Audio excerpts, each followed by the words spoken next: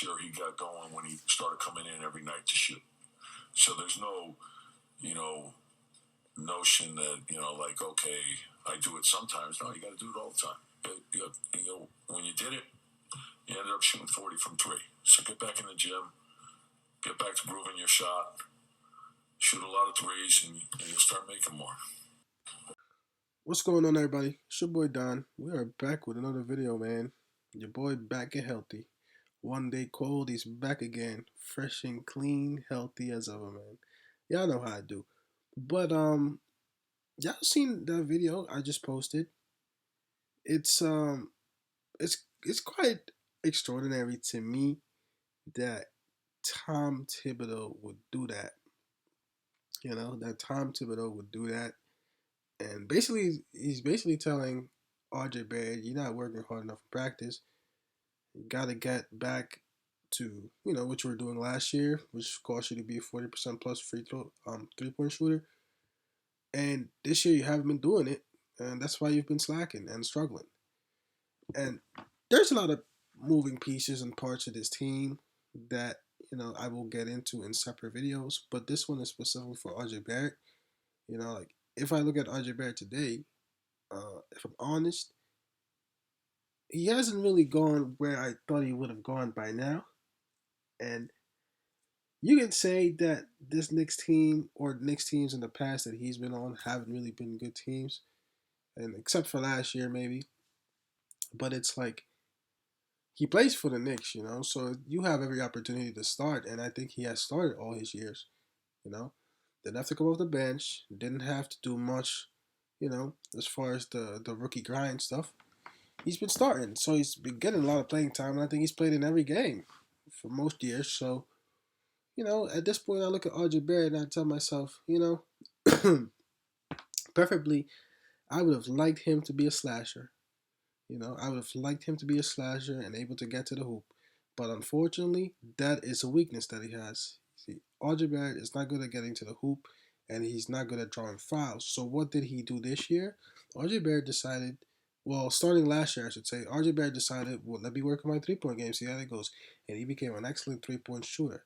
But I think that came at a cost because, as you can see here, yes, his numbers went up.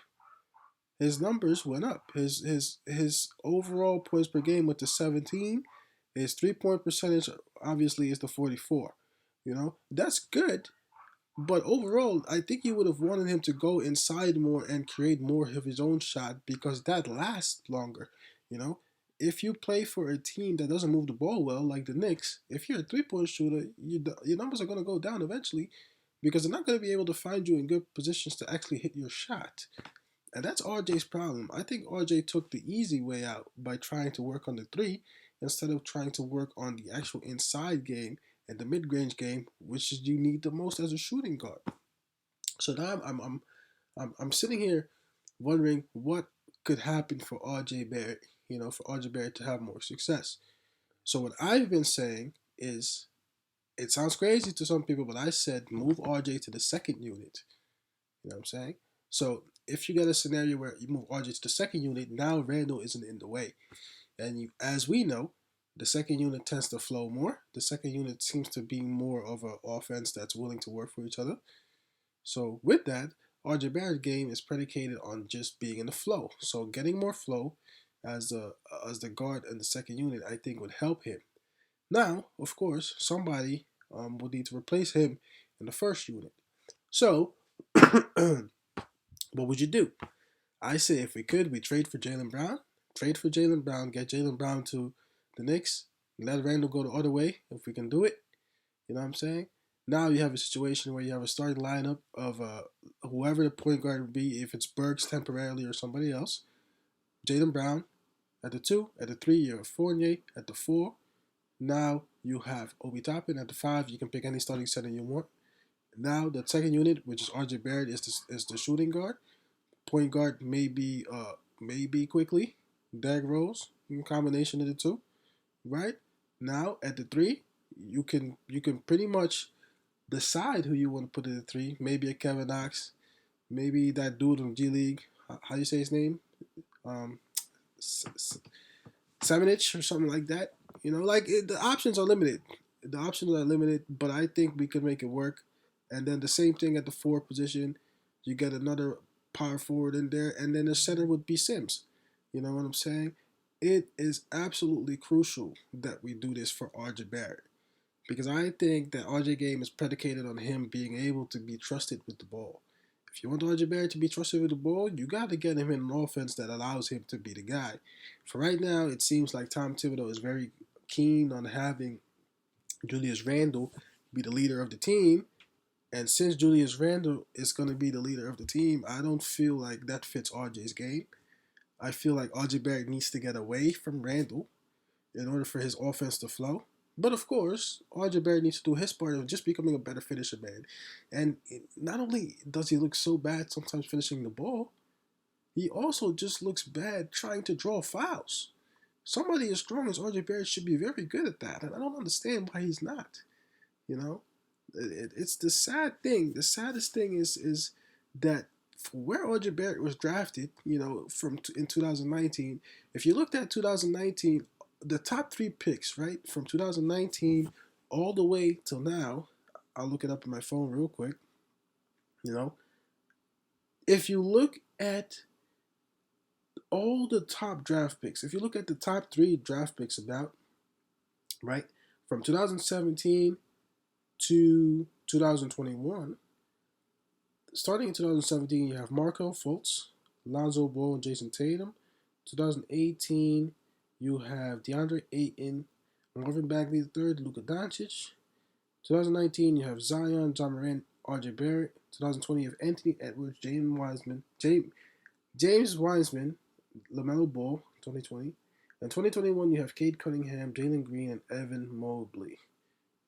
I feel like almost every single one of these players is better than RJ Barrett. Why is that important? That is important to me because it shows you the level of competition that you are facing among your own peers. Being a top three pick is no small feat in the NBA. You know what I'm saying? He has to make something happen.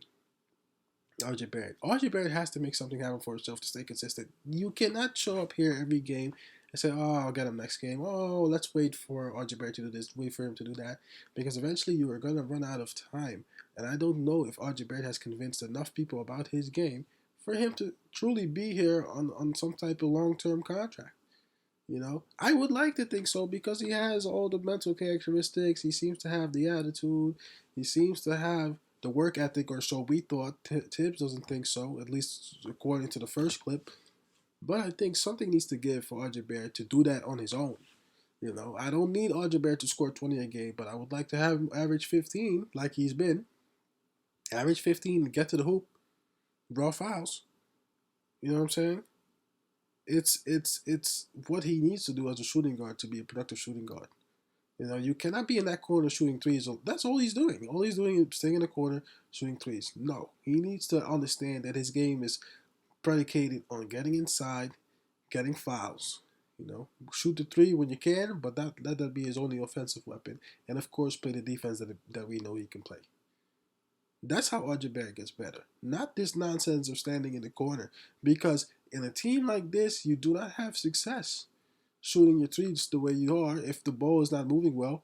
Julius Randle is doing his nonsense ISO, then kicking the ball out to you with like 3 seconds left. It's not going to work this year.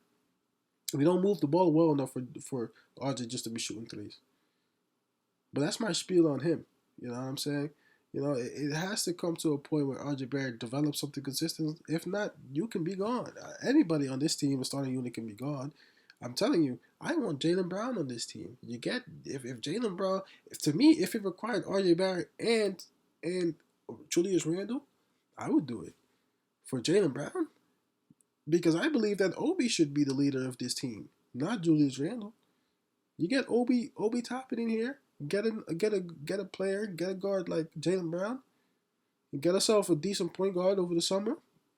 We go young, this team will be a lot better already. And maybe even a new coach too. Because I don't think Tom Thibodeau is the right coach for this team. He's too stuck in his ways, and there's a lot of talent on this team that's being wasted because of his indecisions and his favoritism among players. And I know the players are tired of it. You know what I'm saying? But going back to RJ Barrett, I think for RJ Barrett to be successful, he may need to find himself on the second unit so that he can control that offense and be in the flow of that offense more. And then if he goes back to the first unit, he needs to do that without Julius Randle being in his way. Because Julius Randle is limiting like three other players on that team, at least the lineup, by him playing the way that he does. But that's another video also. I got too many videos to make here, man. But this was my first one about RJ Barrett. Let your boy Don know what you think in the comment section, man. Like, comment, subscribe, enjoy this video. It's your boy Don. I'll see y'all next time, man. Peace. I'm out.